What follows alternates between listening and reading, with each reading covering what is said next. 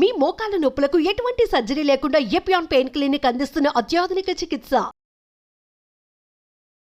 నమస్కారం అండి, నేను Srilatha, chief clinical dietitian, Medicover hospitals, Madhapur.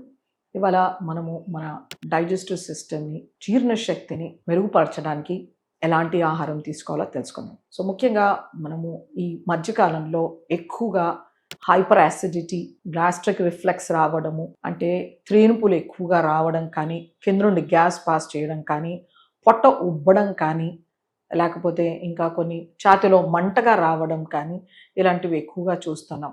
అలాగే తింటే గనక జీర్ణం త్వరగా అవ్వదు, నెక్స్ట్ డే మార్నింగ్ కూడా పుల్లగా త్రేనుపులు రావడం, ఇలాంటి ప్రాబ్లమ్స్ని మనం తరచుగా చూస్తున్నాం. ఇది పిల్లల నుంచి మధ్య ఏజ్లో ఉండే వాళ్ళ వరకు, పెద్దవాళ్ళ వరకు చూస్తున్నాం. ఇది కామన్గా ఎల్డర్లీ పాపులేషన్, పెద్దవాళ్ళలో ఇలాంటి జీర్ణకోశ ప్రాబ్లమ్స్ ఉంటాయి, డైజెషన్ స్లో అవుతుంది, వాళ్ళకి న్యూరోమస్కులర్ ఇష్యూస్తో. Age is a factor. కానీ ఇప్పుడు మనం అన్ని రకాల ఏజ్ గ్రూప్స్లో చూస్తున్నాం. సో దీనికి కారణం ఏంటి? సో కారణం మనకి చాలా రకాలు ఉండొచ్చు, కానీ సొల్యూషన్ అనేది సింపుల్గా ఉంటుంది అండ్ న్యాచురల్గా ఉంటుంది.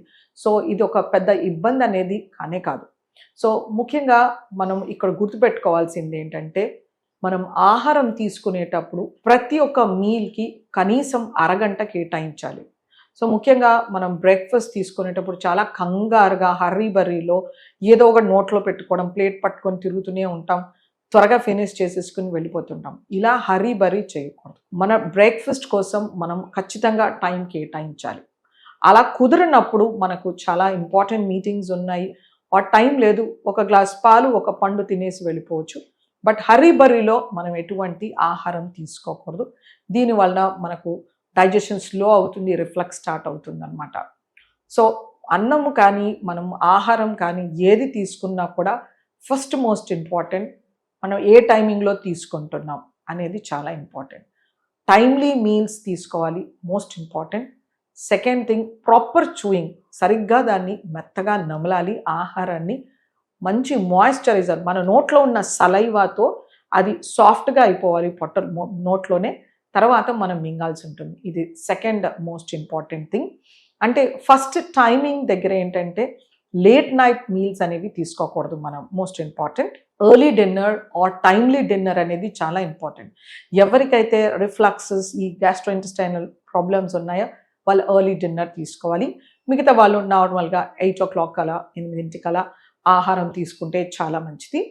Late night parties, late night biryanis, late night heavy meal తీసుకోవడం వలన చాలా రకాల ప్రాబ్లమ్స్ వస్తాయన్నమాట. ఆహారాన్ని టైంకి తీసుకోవడం, అలాగే సరి అయిన మోతాదులో మనం దాన్ని బాగా నమిలి తీసుకోవడం వలన డైజెషన్ అనేది ఇబ్బంది ఉండదు, అలాగే రిఫ్లక్స్ అనేది రాదనమాట. తర్వాత ఎక్కువగా మసాలాలు ఉన్నవి, నూనె ఉన్నవి తరచుగా తీసుకోవడం, ఆర్ బయట చేసే ఫుడ్ని ఎక్కువ తీసుకోవడం వలన కూడా మనకి ఇలాంటి ప్రాబ్లమ్స్ వస్తాయి. బయట చేసే ఫుడ్లో మనకి ఫ్రెష్ ఆయిల్ ఉండకపోవచ్చు, సో అది ఒక ప్రాబ్లం. ఆర్ రీయూజ్డ్ ఆయిల్, మాటికి యూజ్ చేసిన ఆయిల్తో కూడా చాలా రిఫ్లక్సెస్ వస్తాయి.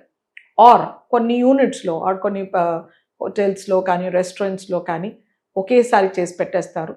దాన్ని కస్టమర్ వచ్చినప్పుడు దాన్ని ప్రిపరేషన్ ఏదైతే ఉందో దాన్ని మినిమల్ ప్రిపరేషన్ కుకింగ్ చేసి ఇస్తూ ఉంటారంట. లెట్స్ ఏ మంచూరియా ఉంటుంది, ఆ మంచూరియాని వారానికి సరిపడా ఒకేసారి చేసి రెఫ్రిజిరేటర్లో పెడతారు.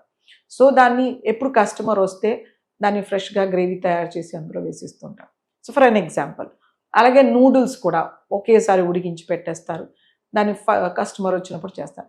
సో ఇలా స్టేల్ ఫుడ్ తినడం, అంటే పాతది ఆహారం తీసుకోవడం వలన, అంటే ముందు రోజుది కానీ ఇంకా 2 రోజులు ముందు రోజులు చద్ది ఫుడ్ తీసుకోవడం వలన కూడా మనకి ఈ రిఫ్లక్సెస్ అనేది ఎక్కువగా వస్తాయి, త్రేనుపులు అనేవి చాలా కనబడతాయి అనమాట. సో ఈ ఆయిల్ బాగలేకపోయినా, స్పైసెస్ ఎక్కువ ఉన్నా కూడా, సద్ది ఆహారాలు తీసుకున్నా కూడా మనకి ఇలాంటి ప్రాబ్లమ్స్ వచ్చే ఛాన్సెస్ ఉంటుందన్నమాట.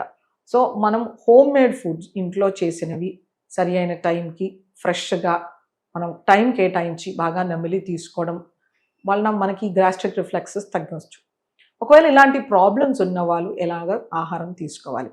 సో పొద్దుటే వీళ్ళు కొంచెం జీలకర్రని నీళ్ళలో వేసి, అంటే 1 teaspoon ఆఫ్ జీరా, జీలకర్రని ఒక 300 ml వాటర్లో వేసి బాయిల్ చేసి దాన్ని వడకట్టి తీసుకోవచ్చు. లేకపోతే ఒక సగం చెంచా జీరా, ఒక చెంచా ధనియా, దీన్ని నీళ్ళలో నానబెట్టి దాన్ని మళ్ళీ మరిగించి వడకట్టి తీసుకోవచ్చు.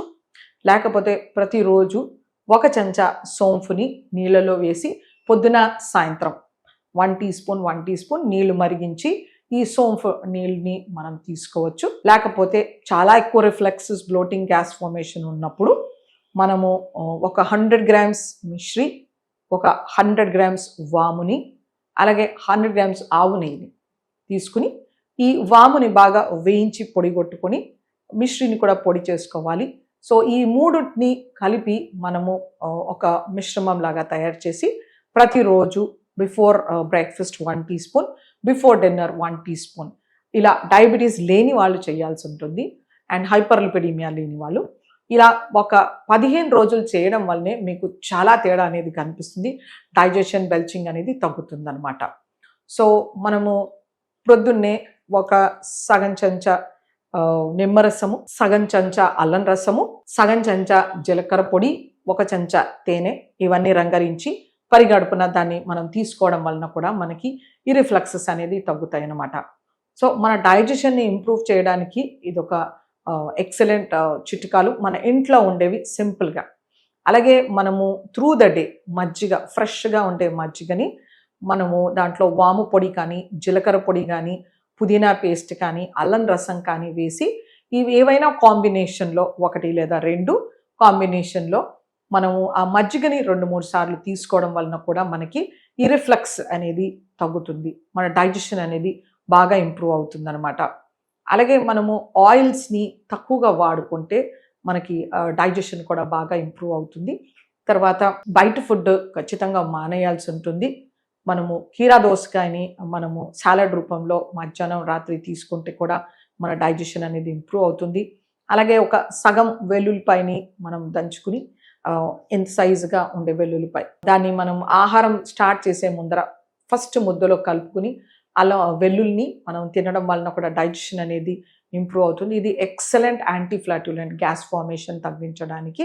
సో ఈ వెల్లుల్లిని మనము ఇంత, అంటే అది ఒకటి పెద్దగా ఉంటే అంత, లేదా చిన్న చిన్నగా ఉంటే 3 కానీ 2 కానీ ఖచ్చితంగా మనం ఫస్ట్ ముద్దలో తీసుకునేలాగా చూసుకోవాలి. లేకపోతే మనం కొంచెం సొంటి పొడి, కొంచెం వాము పొడి, కొంచెం మిరియం పొడి అన్నీ కలుపుకుని ఫస్ట్ 3 ముద్దలో తింటే దీన్ని కూడా డైజెషన్ అనేది బాగా ఇంప్రూవ్ అవుతుందన్నమాట. సో మనం కీరా దోసకాయని సాలడ్ రూపంలో, ఉల్లిపాయలు, వెల్లుల్లి ఇలాంటివి మనం సాలడ్ రూపంలో చేసుకోవడం వలన మన జీర్ణం అనేది పెరుగుతుంది. భోజనం చేసిన తర్వాత 1 చెంచా సోంపు మధ్యాహ్నం, రాత్రి తీసుకోవడం అనేది కూడా చాలా మంచి హ్యాబిట్. అలాగే తరచుగా వాము నీళ్లు తాగడం కూడా మంచి హ్యాబిట్. ఇలా చేయడం వలన మనకు డైజెషన్ అనేది బాగా ఇంప్రూవ్ అవుతుంది. సో పులుపు తగ్గించుకోవాలి. అంటే మనం సాంబార్లో, పప్పులో వేసుకునే పులుపు ఆర్ కూరలో వేసుకునే పులుపును కూడా తగ్గించుకుని దాని బదులు మనం ఎక్కువగా వాడేది తగ్గించుకోవడం, లేదా కొద్ది రోజులు ఆపేసేయడం. మసాలాలు, గరం మసాలా కానీ, మిర్చి, రెడ్ చిల్లీస్ కూడా తగ్గించి వాడుకోవడం వలన మన డైజెషన్ కొంచెం ఇంప్రూవ్ అవుతుంది. తర్వాత మెల్లిగా ఇన్కార్పొరేట్ చేసుకుంటే ఇబ్బంది అనేది ఉండదన్నమాట. సో ఇలాంటి జాగ్రత్తలు పాటిస్తూ ఉంటే కనుక డైజెషన్ అనేది బాగా ఇంప్రూవ్ అవుతుంది.